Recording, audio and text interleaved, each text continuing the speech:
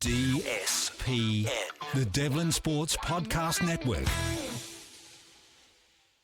Cricket, Test 2, Basin Reserve tomorrow. Can't wait. Us against England. The former Black Cap Craig Cumming's about to join us. He's got some great news too. He's off to England to coach the Blaze. But before we do that, small request.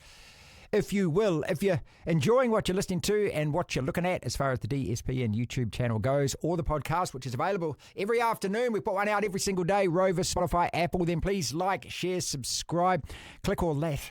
Tell all your friends about us. We're trying to get to 2,000 YouTube subscribers before the weekend. We're so close. If you can subscribe, we would love you for it. It's a warm welcome back to the old mate. And congratulations. You've got a 3-year deal to go coach the Blaze in England. I'm wrapped for you, mate. Thanks, Marty. Yeah, it's pretty exciting. As you know, like you're going over to the UK, the home of cricket. It's a big operation over there. They've got, I've got 21 full-time cricketers who play for the Blaze, and full-time staff, 21 people involved in the women's game. So a big step up. Obviously sad to say goodbye to my Sparks and say goodbye to New Zealand for 3 years, Marty. But also, the gut said it was a really good thing. You still got to be selected, as you know, and we don't always get picked for things that we want. But exactly right. They said you're the man we want, and I feel really privileged and quite emotional when I think about it. It's pretty cool. Well, one of the things that I've always admired about you, mate, and one of the things I know that the players love about you as well, is your commitment to them, not only as people, but just in terms of wanting them to get better, to grow their game. And, it's not just a commitment. This is something that you actually truly believe in, and especially from a technical point of view and things. So, look, I think that they'll be welcoming you over there with open arms, and I look forward to seeing the results. Yeah, it'll be pretty cool. As you know, Marty, I played the game, but when you're in commentary... when you're in commentary or you're in radio, you're an expert, but you sometimes don't have to back that up. We can sit there and say what we want. We can, pick apart things. But I suppose I forged my commentary career on my knowledge and, around batting, around captaincy, around understanding the game. But when you get into coaching, you've actually got to put that into fruition. You've actually got to be able to teach players and connect with players, and you're a little bit more accountable, and your results actually get counted. So to have some success with a wonderful group and with the Sparks, it's lit a fire in my belly. As you know, we love the passion. We need to have desire to what we do, and there's nothing better than seeing a player or a team have success. And it's something that's grabbed a hold of me, and I can't wait to head over to Nottingham. It's a pretty good spot. Some wonderful people. I've been there for a month this year and got to know them. I didn't know this was going to be the outcome when I went over, but I can't wait to get over there. It's a new adventure for my wife and myself. We get to go to the other side of the world and experience a whole lot of pretty cool things as well. But at the end of the day, Marty, the organisation wants to win. Yeah, of course they want to win titles. So,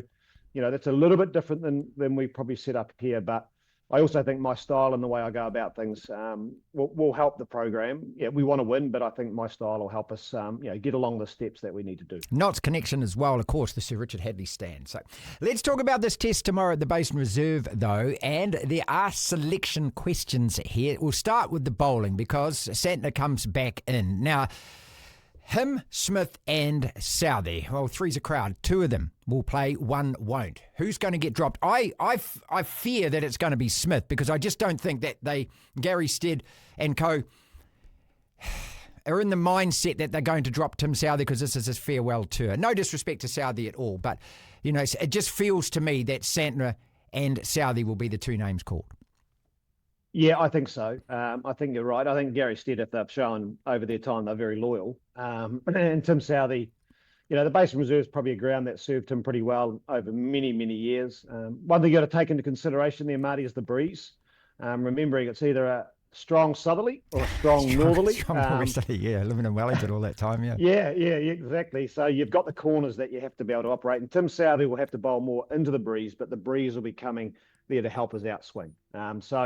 I think they'll be pretty conservative. I think Nathan Smith, if you ask me, will be the one that will miss out for Santner to come in. I think they need Santner to come in, or they need another spinner to come in. Why don't they do that, Craig? Why don't we make a policy of it, or actually prepare our pitches for it, or actively go after the idea of having a spinner at home? I mean, because Boycott was laughed at last week when he actually suggested this, but I think most of us probably agree with the guy and go, every time we see AJS, we go, why can't you play at home, for example?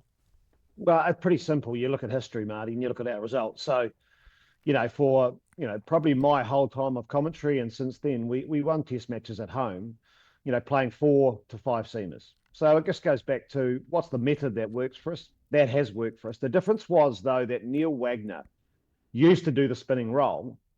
He used to bowl the spinners overs, albeit he just used to bowl pace. So we probably lost the ability to understand how to use spin. And because we look at our history and we go, let's look at this pitch, we haven't had a spinner take a wicket. Well, we're not going to have spinners taking wickets on these because we didn't play one. Yeah, that's right. So, it's a pretty... I think they're realizing, especially England, they play the game at a certain pace. And if you don't have players that can change things, so if you bring on a pace bowler and then replace them with a pace bowler, they've got their rhythm. Well, especially if they're all right armers and they're bowling pretty much the same speed, Craig. That's the other thing, isn't it?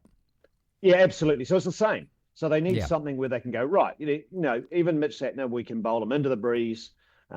He more likely with the way he bowls, he'll be able to bowl with the breeze at his face. I was just thinking, a bit of drift. Yeah. So it just changes the way. So while they might be going, you can actually bring in something and actually just change the tempo, change the way that we're looking to bowl. Phillips is there, so he's got the off spin. Takes a little bit of pressure off him because he's not the only spinner. So I think, it makes sense. Maybe we're realising now that we have to change the way we're looking to make up our team.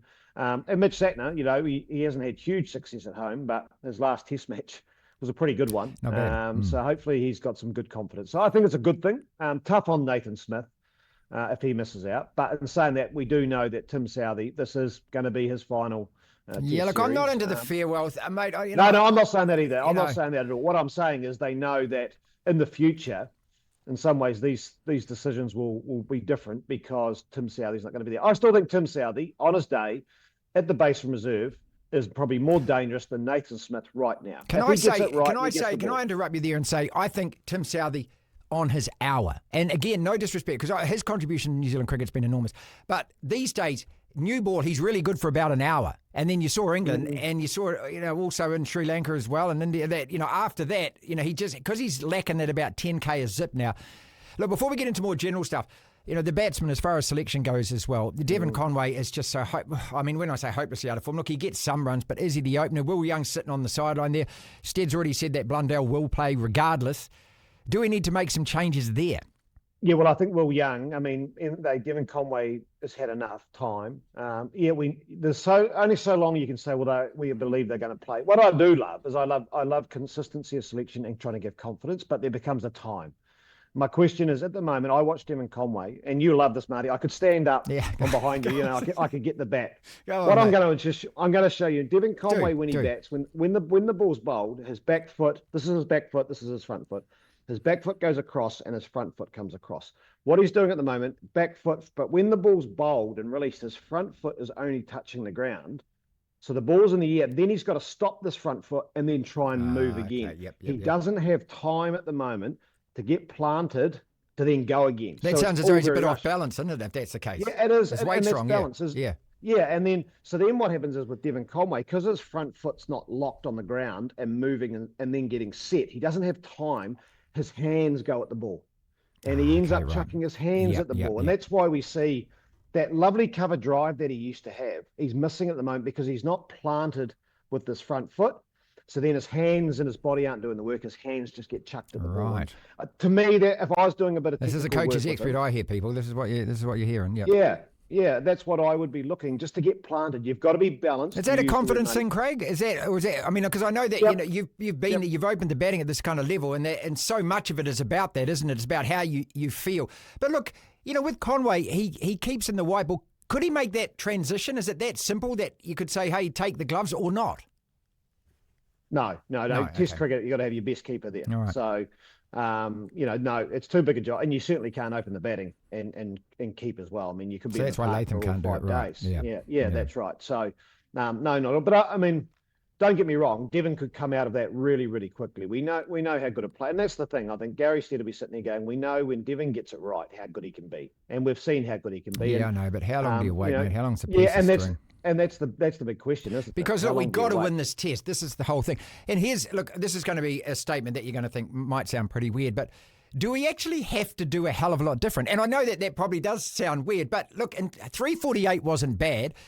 8 catches that gifted them another 250 runs, and also just some really profligate bowling where we didn't actually squeeze them when we. These are things that this team can easily fix. So that's what I'm saying. Do we have to do a lot different?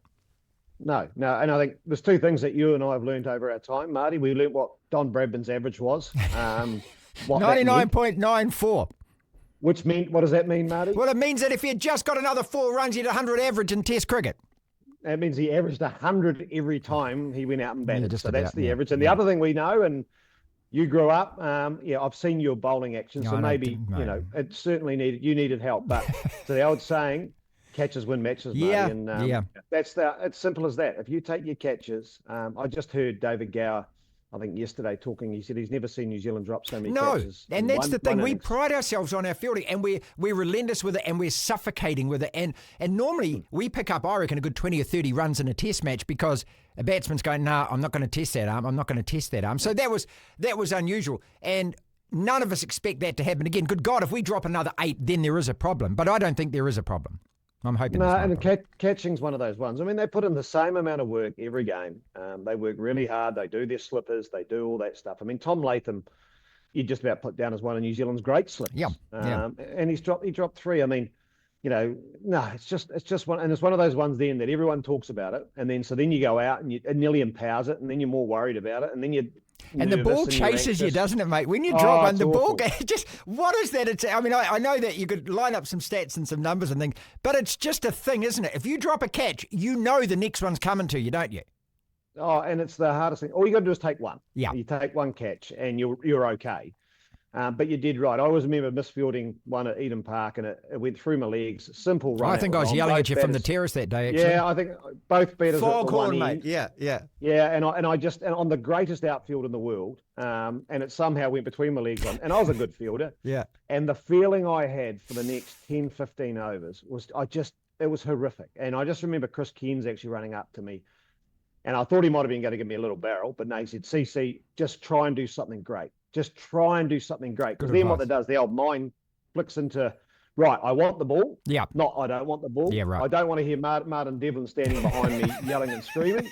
I do remember taking quite a good catch at the Basin Reserve when someone might have been on the on a microphone yelling out about it. I was. Yeah, that's right. Yeah, I remember. Yeah. Yeah, but it is. But again, you just put your work in. It's like batting and bowling. You put your work in. You put your, these guys have taken, hundreds of thousands of catches, and if it happens more than one test, you've got to look at then the way you're training. But we do know that Tom Latham's a good catcher. I mean, Glenn Phillips has pulled off a couple of the greatest catches of all time. He dropped the goober. Super. I mean, and what Craig's talking about there, people, just in case I mean, obviously, if you are of the age, myself and a guy called Nick Mills were the very first in the world to start playing music at the cricket, and we started at the Basin Reserve. This is in the summer of 96 going into 97. It's all de rigueur these days. Everyone does it. But at the time, it did cause quite a kerfuffle, didn't it? Can I tell that story again, mate? So Mark Greatbatch, who again I got to meet's a great mate, he was playing for CD against Wellington, and he goes out to bat. And so hadn't scored a run all summer. And so here's me, dickhead on the microphone on the ground announcing. Played the music to Mission Impossible. And I said, he's trying to score a run, Mission Impossible. Well, what does he do? He smacks about 60 or 50 balls or something. And as soon as he gets to 50, turns around to where we were in the little commentary box sitting there, and he says, have you seen the Sky Tower, mate? So, yeah, from there, the reputation grew and got the radio sport job and so forth. All right. Yeah, that's right. It's great memories, mate. Look, and this is what I love about the Basin Reserve. The Basin Reserve is cricket. I think this is important for a number of reasons, mate. Finally, let's talk about this. That, this is, I know Christchurch is a great ground, but a lot of people feel this is the home of New Zealand Test cricket. It's got so many memories. You go back to 78, the first time that we ever beat England. We had Righty on the program talking about that earlier in the week. And so to me, it's, there's layer upon layer of this. We've got to play better. We've got to actually, I mean, the euphoria about India hasn't died off yet, but we've got to actually show that kind of form here at home. That's another one. The Poms will be after us now because they're 1-0 up. We've got to actually be more consistent with the way that we play. But also, this is the summer of cricket's about to start at home. We don't want to be 2-0 down to this team. No, you're right about the Basin Reserve. I find it's an interesting ground because of the wind, I think. Probably one of the worst commentary boxes, Marty, up there. Oh, that's nasty up there, mate. That's nasty up there. And the air condition decided to stop working, which that was back in the 50s. Yeah.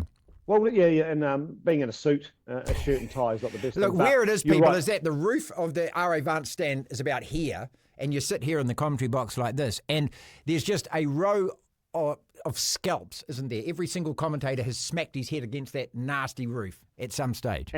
And pigeons are up there. They share it with the pigeons. Yeah. But you're right about it. It's the home of New Zealand cricket. It's probably our most historical venue. You know, some of the great events of our game of cricket's happened there, and I go back to probably the last one, Brendan McCullum's 300. Good call. So seems to be fitting that things happen for the first time at the Basin Reserve. It's a wonderful place to watch the game. You go and sit on the bank. You hope that there's a northerly because it bounces over you, because if there's a southerly, you get battered. But you can walk around, you can do laps around the ground. You're right there. So there are so many good things about the Basin Reserve. But you're right. We can look at our test season's about to finish at Christmas time.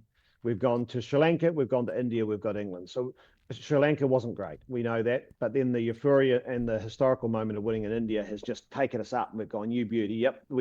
But we need to do this well to give that probably the importance, because as we know, we move on really quickly, and you're only remembered for what happened last, unfortunately. That's right. Sport, mate. And we were so looking forward to this series.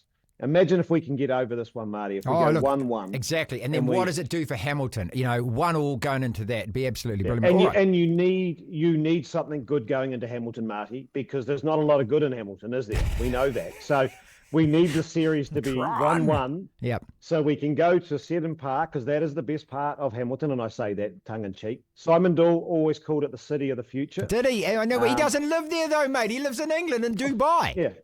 I call it the gateway to anywhere better. Well, when you live in Hamilton, the key to living in Hamilton is everyone always says, it's only half an hour to there. It's only 40 minutes to Raglan. We'll go there then and live there.